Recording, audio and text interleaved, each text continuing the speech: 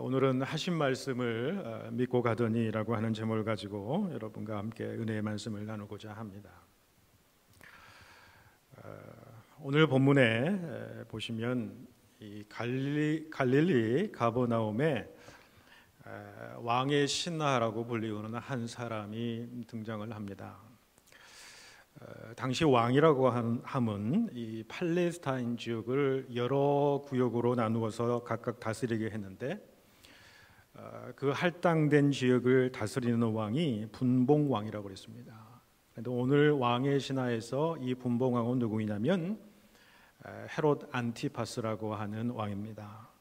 이 왕은 이 갈릴리 지역과 인근의 이 베레아 지역을 다스리는 왕이었습니다. 그런데 이 헤롯 안티파스 이 왕은 자기의 욕심과 욕망을 이루기 위해서 본 부인과 친아들마저도 살해했던 아주 무자비한 그런 인간이었고, 이복 동생의 아내인 헤로디아를 빼앗아서 부인으로 삼은 아주 부도덕한 그런 왕이었습니다. 이러한 폐역으로 말미암아서 이 세례 요한의 공적인 자리에서 이 책망을 받게 되었고, 결국에는 이 요한의 목을 이제 쳐 죽인 이 장본인이 바로 헤롯 안티파스라고 하는 인물입니다. 그는 굉장히 포악하고 잔인한 왕이었습니다. 가난한 그 민중들, 그 백성들을 착취해서 로마 황제와 관리들에게 뇌물로 바치면서 자신의 정권을 유지하는 데 혈안이 되었던 그런 인물이었습니다. 그래서 많은 갈릴리 사람들은 땅을 빼앗기고 소장농으로 전락이 되고, 때로는 노예와 종으로 이렇게 전락이 되기도 했고, 또 어떤 이들은 이 도적대에 합세하기도 했던 것입니다. 이 팔레스타인 지역 전체 지역에서 가장 그 로마의 또 분봉왕의 수탈이 심했던 곳이 바로 이 갈릴리 지역이었다라는 것을 보게 되지요. 그래서 이 갈릴리 사람들은 반로마적인, 반정부적인 어떤 그런 성향들이 많이 있었고, 유대 땅에 가장 많은 밀란이 일어났던, 민중봉기가 많이 일어났던 지역이 바로 이 갈릴리 지역입니다. 가장 연약하고 못 살고 이 피층민이 많이 살았던 지역이 이 갈릴리 지역이었어요. 그런데 이런 포악한 왕의 신하였던 사람이 오늘 본문에 나오는 인물입니다. 가만히 우리가 생각해 보면 이 사람의 인생이 선하고 아름다운 인생을 살았을까? 그런 그 자신이 어떤 마음, 어떤 양심을 가지고 살았는지는 정확히 모르겠습니다만은, 그런 어떤 구조적인 악에 의해서 가장 그 탐욕적인 그 왕의 신하로, 그 왕이 명령하는 일들을 수행하는 그런 이 신하였던 것을 보게 되지요. 그런데 오늘 전체적인 이 본문의 상황을 바라보게 될 때 이 왕의 신하는 무엇인가 그 양심의 가책을 받고 있었다라는 사실을 보게 됩니다. 그런 자들도 하나님께서 또 우리 주님께서 만나주시고 그 안에 복음의 씨앗이 있다, 하나님을 알만한 것들이 있다라고 했을 때, 또 믿음의 씨앗들이 보일 때에 그가 어떤 상황에 있든지 간에 어떤 위치에 있든지 간에 하나님께서 구원의 역사를 일으킨 것을 우리는 또 성경을 통해서 바라보게 되더라라는 것을 보게 됩니다. 왕의 신하라고 했을 때 그 신하라고 하는 원래 그 헬라어의 뜻은 바실리코스라고 하는 단어가 쓰였습니다만, 이 단어는 혈연적으로 엮어진 관계라는 거예요. 또 공적인 관계로 왕과 아주 밀접한 관련이 있다라는 것을 보여주는 단어입니다. 그러니까 이 헤롯 안티파스의 형제간일 수도 있고요, 또 의형제일 수도 있고 이복 형제일 수도 있고요, 아무튼 가장 최측근의 신하 중에 한 사람이었을 것이다, 그렇게 얘기를 합니다. 자, 그런데 이런 자가 당시 여러 가지 정서를 보았을 때에, 그것도 자신이 공개적으로 예수를 만나기 위해서 왔다라고 하는 것은 사실은 대단한 일이지요. 그만큼 그의 사정이 그만큼 절실했다라고 볼 수도 있겠습니다. 그렇다면 왜 예수를 그렇게 찾아온 이유가 무엇이었을까요? 47절에 보시면 그 대답이 나와 있습니다. 내려오셔서 내 아들의 병을 고쳐주소서 하니 그가 거의 죽게 되었습니다. 그러는 거예요. 그 아들이 거의 죽게 되는 상황이에요. 그는 권력이 있었습니다. 재력도 있었을 거예요. 그를 많은 사람들이 아는 그 지명도도 굉장히 높은 사람이었을 거예요. 그가 자신의 죽어가는 아들을 위해서 할 수 있는 모든 일을 하지 않았겠습니까? 다 했다라는 거예요. 모든 할 수 있는 노력 그 이상을 다 해보았을 거라는 거예요. 그런데 그 어떤 것도 그 아들의 병을 낫게 하지 못했다라는 거예요. 그런데 그러던 차에 예수님의 소문을 들은 겁니다. 그래서 자기가 살고 있는 이 가버나움에서 지금 예수님이 거하고 있는 이 가나까지 예수님을 찾아왔던 것이지요. 가버나움에서 가나까지는 약 40km 정도 됩니다.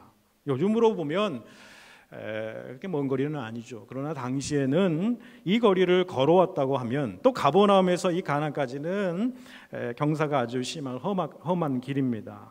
아마도 5시간에서 6시간, 7시간은 걸렸을 것이라고 생각을 합니다. 이 왕의 신하는 홀로 해 뜨자마자 출발을 했을 것이라고 생각합니다. 그리고 오늘 본문의 전체적인 말씀에 보시면 제7시에 예수님을 만났다라고 하는 기록을 바라보게 되면, 제7시라고 하는 것은 요즘 시간으로 보면 오후 1시경을 의미하는 거예요. 그런 아침이 동트자마자 가버나움에서 가나까지 자신의 아들을 살리려고 그 예수를 만나면 마지막 희망과 소망이 될 것이다라고 하는 그 마음을 품고 찾아왔던 것이지요. 자, 우리가 너무 잘 알지요, 이 이야기의 결론을. 결론적으로 말해서 어떻습니까? 아들의 불치병으로 말미암아서 예수님을 찾아간 것이 얼마나 전화위복이 되었습니까? 그 아들뿐만 아니라 본인도, 그 모든 가족이 완전히 전화위복이 되었대요. 아들의 병으로 말미암아 이 신하는 정말 겸손한 마음으로, 다 낮아진 마음으로 이제는 아무것도 인간적으로 이 능력이 있을 수도 없고 행할 수도 없고 일을 해결할 수도 없는 그 상황 속에서 아주 낮아진 마음으로 예수님을 찾아왔다라고 하는 것이죠. 아들이 병에 걸리지 않았다고 한다면 결코 이루어질 수 없는 만남이 오늘 이루어진 겁니다. 그런데 그 만남이 그에게는 축복의 시작이었다는 거죠. 이 결론적인 말씀을 보면서 우리는 우리 자신들을 좀 생각해 볼 수 있다고 생각을 합니다. 우리는 우리 인생을 살아가면서 내 힘으로 안 되는 엄청난 어떤 벽 앞에서, 또 어떤 고통 앞에서, 어떤 어려움과 환난을 부딪혔을 때에 그때서야 우리 자신들을 돌아보게 되지요. 우리의 영혼의 모습들을 돌아보게 되고요. 특히 신앙인의 모습 속에서는 하나님과의 관계를 다시 한번 우리가 생각해 보게 되는 거예요. 그러면서 그 한계 상황에서 우리는 하나님을 찾게 되더라라고 하는 사실을 우리가 믿음으로 우리의 신앙생활에서 보게 된다는 거예요. 그래서 많은 묵상가들이 이런 이야기들을 굉장히 많이 했습니다. 하나님은 왜 우리 인생을, 우리를 사랑하시는 그분이 왜 우리를 한계 상황으로 우리를 내모시는가 하는 거예요. 왜 우리에게 고통을 주시는가라는 거예요. 왜 우리가 넘지 못할 그런 벽들을 우리에게 허락해 주시느냐는 거예요. 거기에서 많은 신앙가들은 그 일들을 또 경험을 통해서 이야기하는 대로 그 고통을 통해서 하나님을 찾게 되었다는 거예요. 고통은 하나님을 찾으라는 신호예요. 하나님의 음성을 들으라는 신호라는 거예요. 기도하라는 신호예요. 겸손해져서 낮아져서 부르짖으라는 그런 신호라고 하는 것이지요. 그래서 여러분, C.S. 루이스라고 하는 평신도 유명한 기독교 문학가이기도 합니다만은 여러 묵상을 깊이 해서 나온 책들이 많이 있지 않습니까? 그 중에 이 고통에 관한 책을 2권을 지었는데, 그 중에 무슨 얘기를 하냐면 하나님은 인간의 쾌락 속에서는 속삭인다 그랬어요. 인간이 모든 것들이 잘 될 때는 속삭여서요, 그 음성을 제대로 듣지 않으려고 그러면, 들으려고 노력하지 않으면 들리지 않는 거예요. 그런데 인간의 양심 속에서는 하나님께서 말씀을 우리에게 주신다라는 거죠. 그리고 우리의 고통 속에서는 하나님이 소리치신다 그러셨어요. 그가 경험한 고백입니다. 그래서 아주 유명한 명제, 신앙의 명제죠. 고통이라는 것은 귀먹은 세상 사람들을 흔들어 깨우기 위한 하나님의 메가폰입니다. 그렇게 이야기를 했어요. 여러분, 그런데 하나님이 주시는 이 고통이라고 하는 그 한계 상황이라고 하는 그 신호를 통해서도 하나님을 찾지 않으면 어떻게 되냐는 거예요. 하나님은 하나님을 사랑하는 자들을 하나님의 뜻대로 움직여 가시고 하나님이 그 사람을 통해서 하나님의 역사를 드러내기 원하시는데, 그러한 고통과 그러한 어려움을, 그러한 벽을 앞에 두고 하나님을 찾지 않으면 어떤 일이 벌어진다는 거예요? 더 큰 일들 당할 수밖에 없다라는 거예요. 왜? 하나님은 그 사람을 사랑하시고 결국에는 하나님의 뜻대로 이루어가기 위해서는 더 큰 어떤 어려움과 큰 환난이 다가올 수도 있다는 거예요. 그러니까 우리에게 주어지는 어떤 고통이라든지 어려움이라든지 환난이라든지 그것이 내가 잘못해서 나로 인한 것도 아니고 그저 환경과 상황 속에서 이루어지는 일이라고 할지라도 그 상황 속에서 우리는 하나님 앞으로 나오는 자, 그래서 하나님의 도우심을 바라고 하나님께 무릎 꿇고 기도하고 영적으로 깨어져서 낮아져서 다시 하나님, 연약한 가운데 임하시는 하나님의 능력을 우리가 맛보아야 되는 그런 존재다라고 하는 사실을 말씀해 주고 있다고 봅니다. 그런데 오늘 본문의 이 왕의 신하는 깨달은 거예요. 깨달은 자에게 주시는 하나님의 은총을 받은 겁니다. 여러분 다시 본문으로 들어가서 본문의 이야기 전개 과정을 우리가 살펴보면 참 흥미로운 점이 있어요. 예수님과 이 왕의 신하의 대화의 과정 가운데에 저는 이 성경 많은 구절 중에서 굉장히 드라마틱한 이 변화가 오늘 본문 말씀 가운데 있다고 저는 생각을 합니다. 예수님께 자신의 아들을 고쳐달라고, 아니 예수님이면 자기 아들을 고칠 수 있다고 하는 한낱의 희망과 소망을 품고 예수님을 만나와서 예수님 제 아들을 고쳐주십시오라고 그렇게 이야기를 했어요. 그러니 예수님께서 하신 말씀이 48절 뭐라고 하십니까? 너희는 표적과 기사를 보지 못하면 도무지 믿지 아니하는도다, 그렇게 말씀하십니다. 이게 무슨 의미일까요?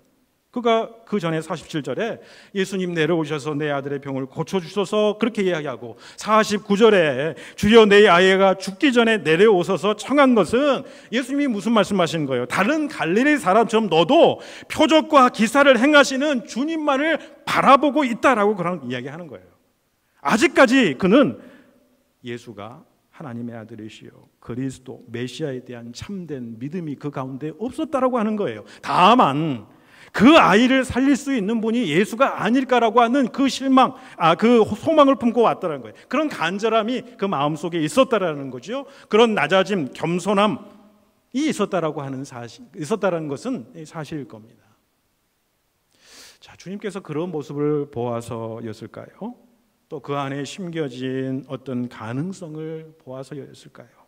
주님은 물론 오늘 본문 말씀해 보니까 그가 가자는 대로 가버나움으로 직접 가시진 않아요. 그런데 단지 말씀으로 선포하는 내용이 나옵니다. 여러분 50절에 보시면은 가라 네 아들이 살아있다 선포하세요. 그런데 정말 흥미로운 점은 그러자 어떻게 해요? 그 신하가 그저 그 말씀을 믿고 가더라 라고 그렇게 말씀하고 있어요. 여러분 이 한 구절에는요 참으로 많은 이야기들이 숨겨 있다고 생각을 합니다. 한 구절, 가장 급격한 변화를 드러내주고 있는 한 구절이라고 생각해요. 이 한 구절 속에 이 왕의 신하의 내적, 정신적, 영적인 어떤 그 변화의 그 과정이 이 한 구절 속에 들어있다고 생각합니다. 아주 짧은 찰나의 순간이었어요. 예수 그리스도를 만나서 대화하고 예수 그리스도가 하시는 선포의 말씀이 뭐예요? 가라 내 아들이 살아있다 라고 하는 이 찰나의 만남과 그 예수님의 그 음성 속에 하나님의 영원성이 그 가운데 침투해 들어온 거예요. 그 찰나의 순간에 어떻게 그렇게 큰 변화가 있을 수 있습니까? 표적과 기사를 보고 예수님이 메시아일까? 예수님이 그리스도일까? 예수님에 대한 의심을 품고 그 자리에 왔지만 그 예수님이 한마디 말씀을 통해서 그는 말씀을 믿었다는 거예요. 그리고 믿고 가더라라고 하는 거예요. 주님의 말씀을 온전히 믿음으로 받아들이고 결단과 행동을 했다라고 하는 사실을 보게 되는 거예요. 여러분 어떻게 그가 그렇게 변할 수 있었을까요? 그게 쉬운 일입니까? 그렇지 않지 않습니까? 그 짧은 시간에 그가 어떤 그 마음의 변화와 영적인 변화가 있었을까요? 여러분 그는 주님을 인격적으로 대하면서 주님과의 만남을 통해서 범접할 수 있는 그 주님 안에 숨겨져 있는 신적 권위를 그가 경험한 거예요. 하나님 앞에서 그 찰나의 순간이었지만은 예수 그리스도를 통해서 예수 그리스도를 만나고 대화하고 그가 선포하는 내용을 통해서 이분이야말로 참된 메시아구나, 내 아들을 고칠 수 있는 분이시구나, 우리 인생의 해결자 되시는 분이시구나 라고 하는 사실을 그 영혼 가운데 깨달았다는 거예요. 찰나의 순간이지만 영원히 머무는 시간이에요. 여러분 제자들 보세요. 예수님을 만났을 때에 수많은 많은 과정을 통해 예수님이 제자된 게 아니에요. 어느 날 한순간에 인생의 위기 앞에서 예수님을 만나서 나를 따르라고 했을 때 거기에 감복하고 감동돼서 모든 것들을 버려두고 예수님을 쫓았던 그 제자들의 모습을 보잖아요. 이 한 절의 말씀이지만은 이 한 절, 어떻게 보면은 짧은 찰나의 이 현재의 순간 속에 하나님의 영원성이 돌배 들어오면은 얼마든지 인간은 변할 수 있다는 사실을 보여주고 있는 겁니다.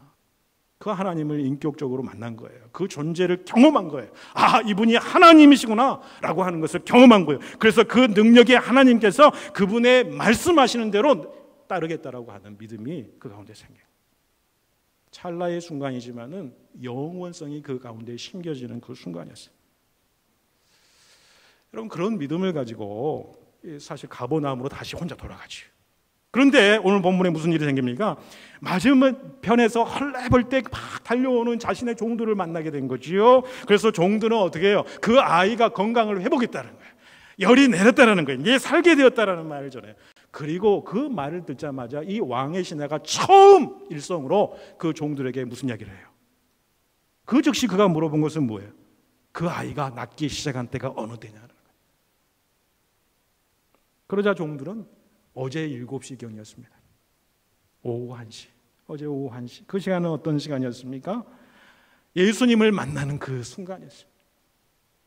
예수님께서 내 아들이 살아있다 말씀하신 바로 그때였다라는 것을 그가 깨닫게 되었어요. 소름이 돋았을 거예요. 예수님에 대한 경외심이 그 가운데 있었을 거라고요. 내가 그 믿음을 주님께서 주님을 만남으로 갖게 해주셨는데, 아, 정말 그분이 내가 믿음대로 고백한 대로 메시아이고 그리스도이고 내 삶을 주관하신 분이고 생명을 살리시는 그 분이심을 그때 확신하게 된 거예요. 여러분, 믿음은 들음에서 나고 들음은 그리스도의 말씀으로 말미암았다라고 했어요. 이 말씀 그대로 이루어진 거죠. 이 일로 인해서 신하는 더 깊은 믿음을 가지게 되지요. 표적과 기사를 통해서가 아니에요. 그냥 주님이 주신 그 말씀을 믿고 그 말씀에 나타난 능력을 신뢰한 결과 어떻게 돼요? 아들의 병이 나았을 뿐만 아니라 여러분 온 집안이 예수를 믿게 되었다 이렇게 고백하지 않습니까? 오늘 우리들에게 필요한 믿음이 바로 이러한 믿음이 아닌가 싶습니다. 순종하는 믿음입니다. 말씀에 순종하는 믿음. 이 역사는 오늘도 변함없이 순종하는 믿음의 사람을 통해 지금도 일어난다는 겁니다.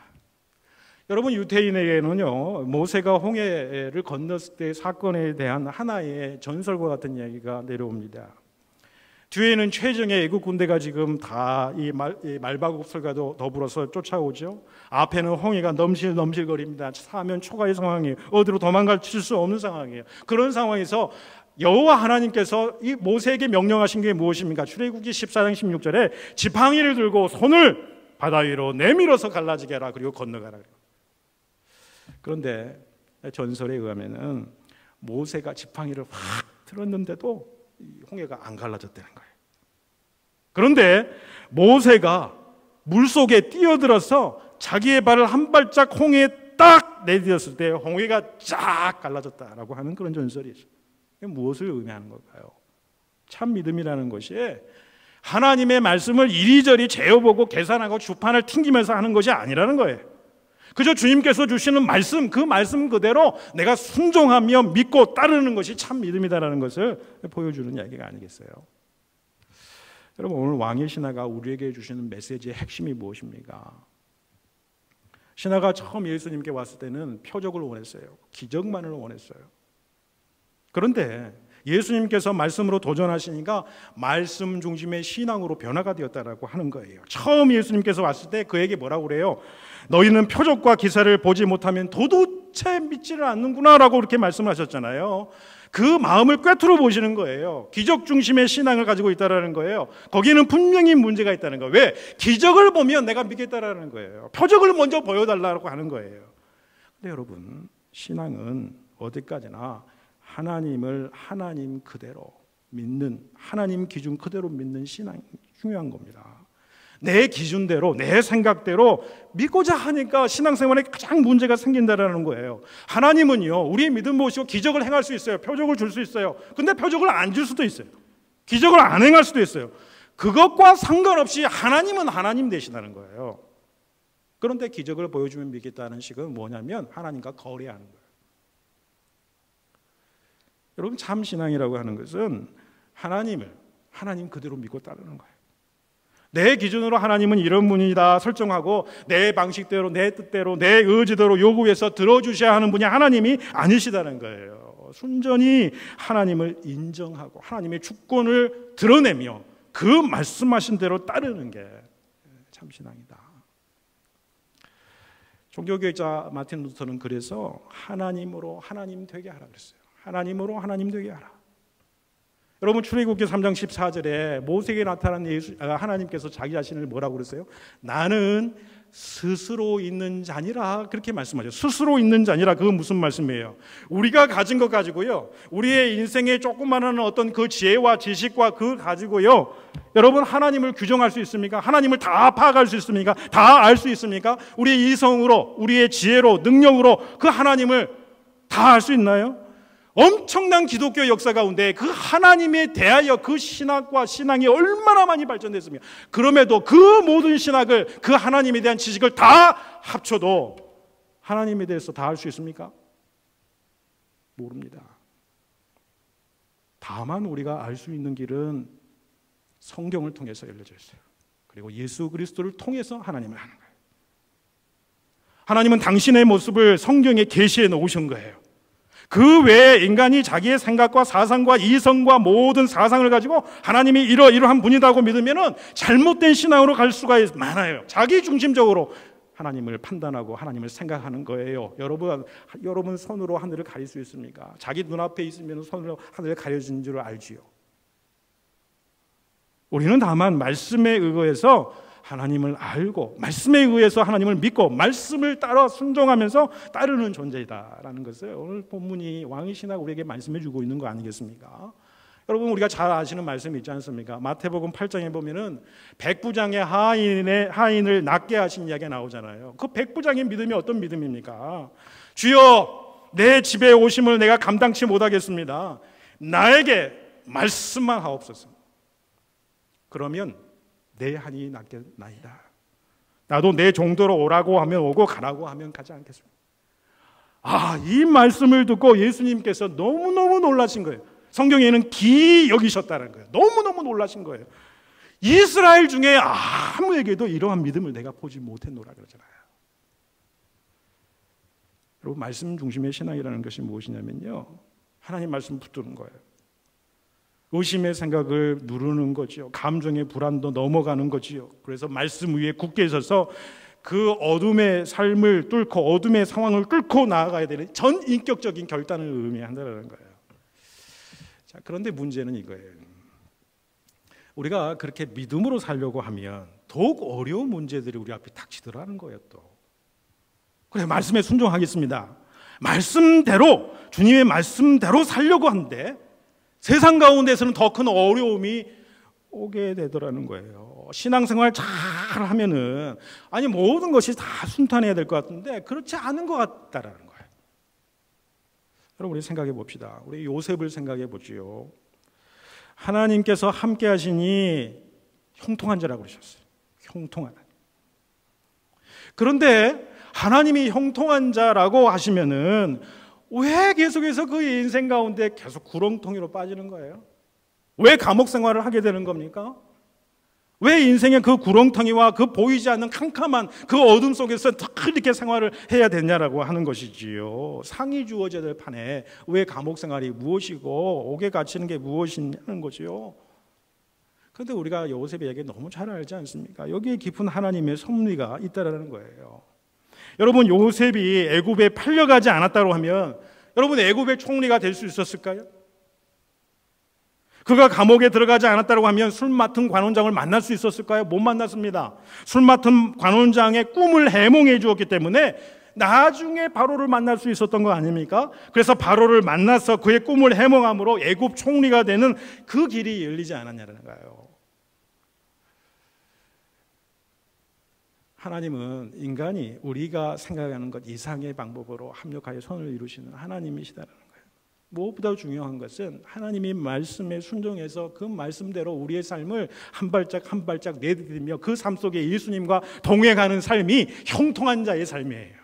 형통한 자의 삶을 살아갈 때에 우리에게 어려움이 없고 우리의 구렁텅이가 없고 우리에게 감옥과 같은 삶이 없느냐, 그건 아니에요. 그러나 그 가운데에서도 하나님과 동행함으로 말미암아 결국에는 하나님께서 그 말씀의 순종함을 통해서 하나님의 역사를 이루어 가시더라. 이것이 우리의 믿음 아닙니까?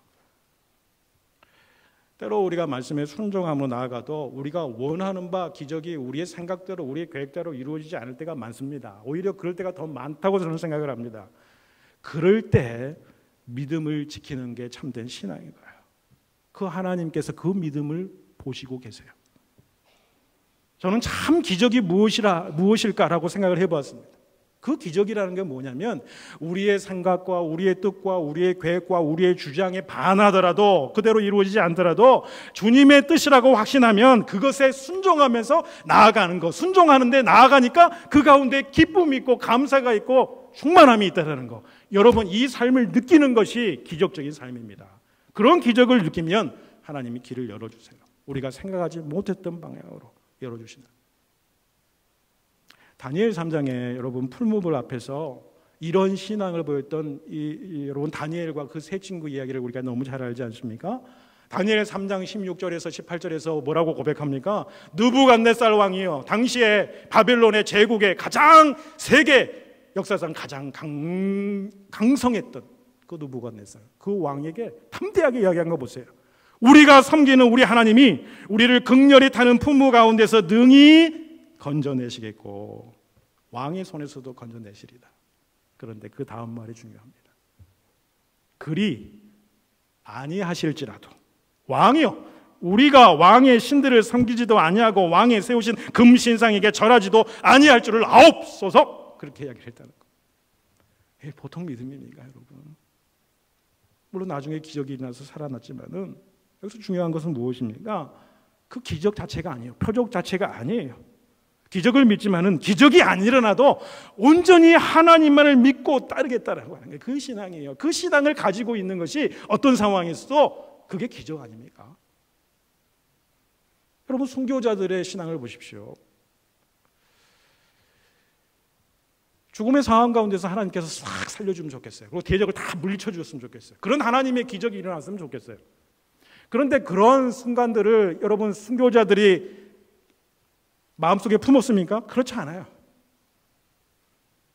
목숨을 건지는 것이 자기들은 기적이라고 생각하지 않았어요. 무엇을 기적이라고 생각했냐면 그런 죽음의 상황 가운데서도 믿음을 끝까지 지킬 수 있었다라는 것, 그 상황 가운데서도 하나님의 영광의 빛이 임하니까 그 마음 가운데 평강이 임하고 담대하게 죽음의 상황에서도 저 영원한 세상을 향해서 믿음으로, 소망으로 그 길을 갈 수 있었다는 것, 그것이 기적이라는 거예요.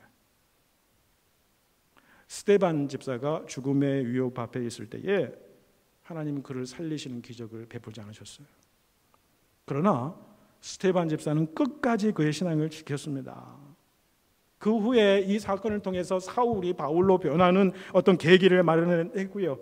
스데반이 살아있는 것보다 더 큰 복음의 역사들이 일어나지 않습니까? 그의 순교와 그의 박해로 말미암아 초대교회가 사마리아와 온 유대 그 땅끝까지 해서 복음이 확장이 되는 놀라운 역사를 이렇게 더 능력 있는 성도와 교회들이 되었다는 것을 우리가 보게 되지요.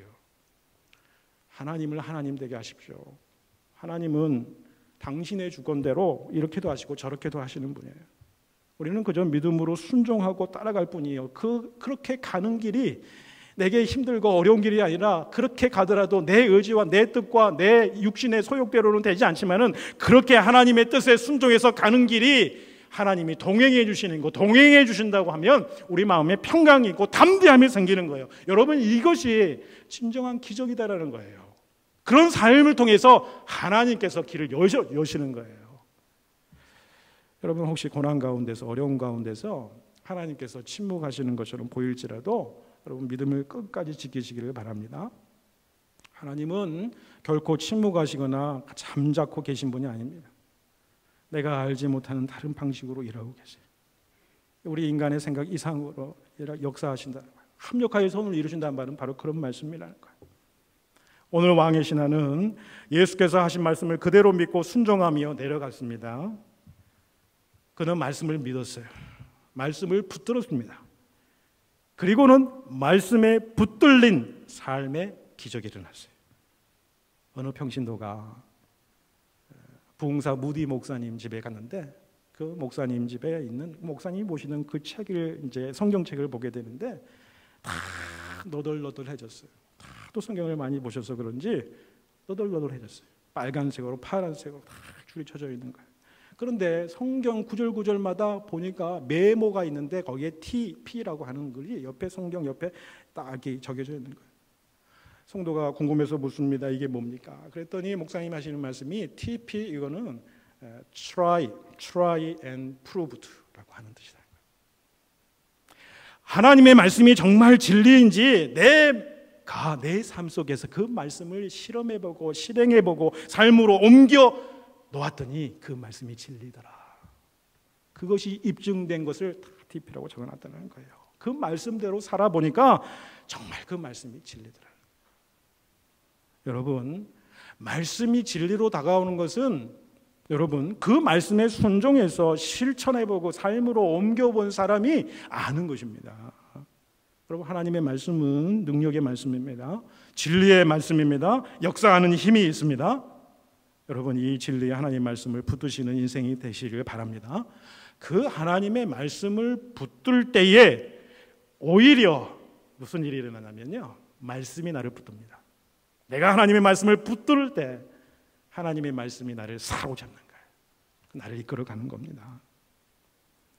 그리고 하나님과 그 순간 동행하는 거예요. 하나님의 임재하심을 느끼면서 살아가는 거예요. 하나님과 동행하고 임재하심을 느끼면서 살아가는 삶이 형통한 자의 삶이에요.